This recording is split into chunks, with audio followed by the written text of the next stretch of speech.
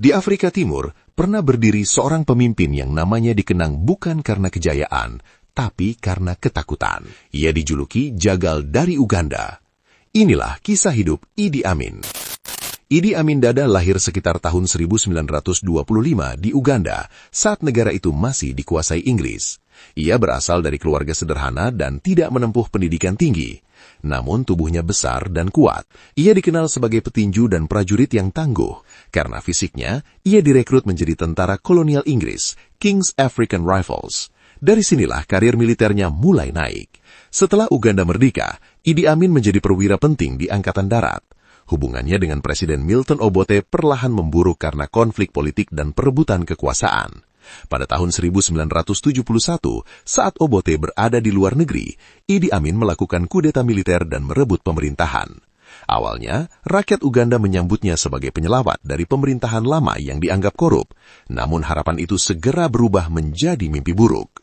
Begitu berkuasa, Idi Amin memerintah dengan teror. Ia memerintahkan pembunuhan terhadap tentara yang dianggap setia pada Obote, para intelektual, tokoh agama, dan lawan politik. Penjara dipenuhi tahanan, mayat-mayat dibuang ke sungai, dan ketakutan menyelimuti seluruh negeri. Diperkirakan antara 300.000 hingga 500.000 orang tewas selama masa pemerintahannya. Di bidang ekonomi, Idi Amin mengambil kebijakan ekstrim. Ia mengusir sekitar 60.000 warga keturunan India yang menguasai perdagangan dan bisnis Uganda.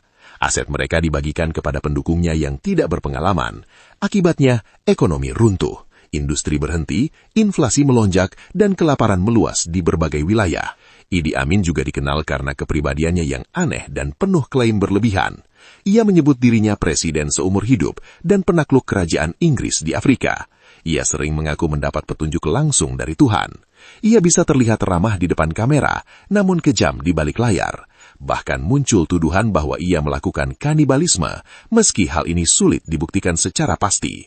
Pada tahun 1978, Idi Amin mengambil langkah fatal dengan menyerang negara tetangga Tanzania. Serangan ini justru berbalik menghancurkan kekuasaannya. Pasukan Tanzania bersama kelompok pemberontak Uganda menyerbu balik dan merebut ibu kota Kampala pada tahun 1979.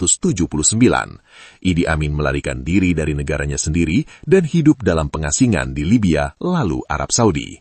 Di pengasingan, ia hidup relatif nyaman dan tidak pernah diadili atas kejahatan-kejahatannya.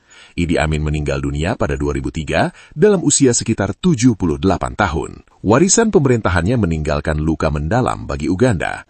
Di satu sisi, ia pernah memperkuat militer dan mengurangi dominasi asing. Namun di sisi lain, kekejaman, kehancuran ekonomi, dan pelanggaran hak asasi manusia membuat namanya dikenang sebagai simbol tirani. Kisah Idi Amin mengajarkan bahwa kekuasaan tanpa kontrol dapat berubah menjadi bencana.